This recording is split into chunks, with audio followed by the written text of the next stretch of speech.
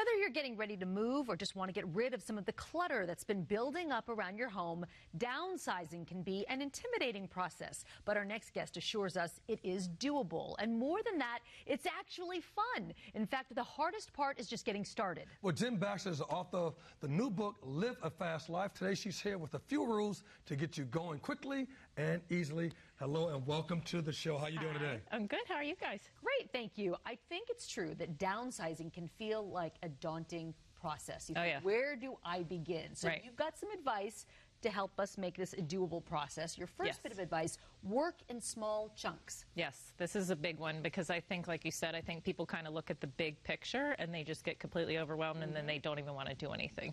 So really it's important to just work in small chunks. I tell people to work on one room at a time. So that means if you're in your bedroom and, you find something that belongs in the living room and you carry it out there, then don't get distracted and start doing the living room because you never finished the bedroom.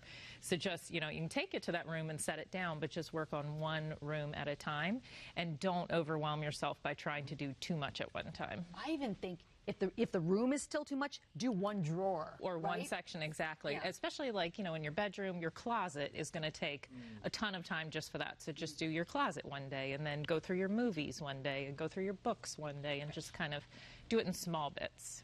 Jen, what do you mean by find alternative creative purposes? What is that? So sometimes you might have something that has sentimental value and you want to keep it, but it might just be something that's taking up space. So you can sometimes find an alternative purpose for it. So an example from my own decluttering was I had this key rack that my mom had in her house, and it was one of those, racks that's by the door that has a mirror and some key hooks on it.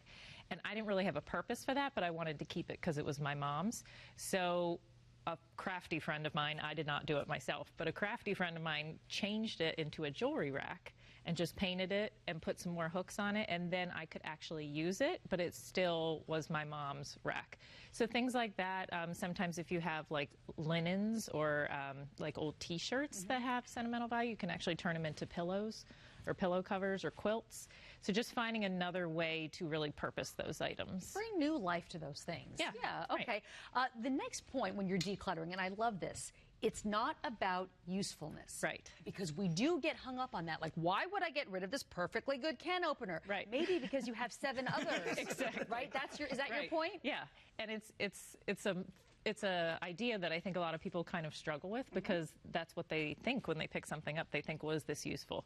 But you actually need to ask, is this useful for me? So, I have a friend who had a ton of camping equipment. And I remember I was helping her go through stuff and she's picking everything up and she's going, look how cool this is. This turns into a pot and this turns into a tent. And I said, okay, great. When was the last time you went camping? And she was like, oh. And that's the thing is everything's going to have a use, but the question is it useful for you? See, that's a different question. It's is a it totally useful different for question. me? That is a better question to ask. That's good. Sometimes decluttering can be overwhelming. So why is making piles such a big deal? Well, it almost seems counterproductive to tell you to make piles when you're decluttering. Yes. But they're specific piles. So you've probably heard before making the keep, donate, and throw away piles. So that still is, a perfectly good strategy to use. I sometimes will make like smaller piles within those piles, especially if I go through my books.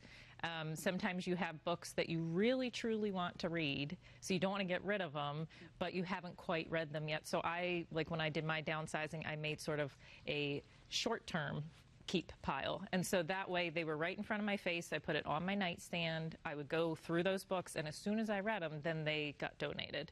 So it's just kind of a way to keep everything organized as far as where it's going.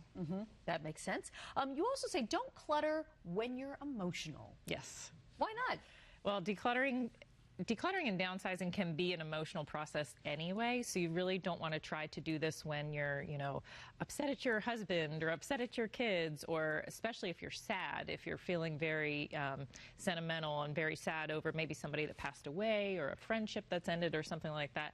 You don't want that to influence your decision on what you're keeping and what you're getting rid of. So try to do it when you're in as neutral of a state as possible. He get on my nerves.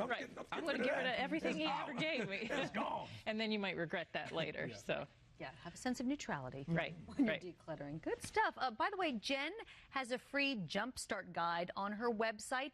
It's liveafastlife.com. So if you would like to declutter and you need a little help with that, go to liveafastlife.com for more from Jen Baxter. Thank you so much. Thank you.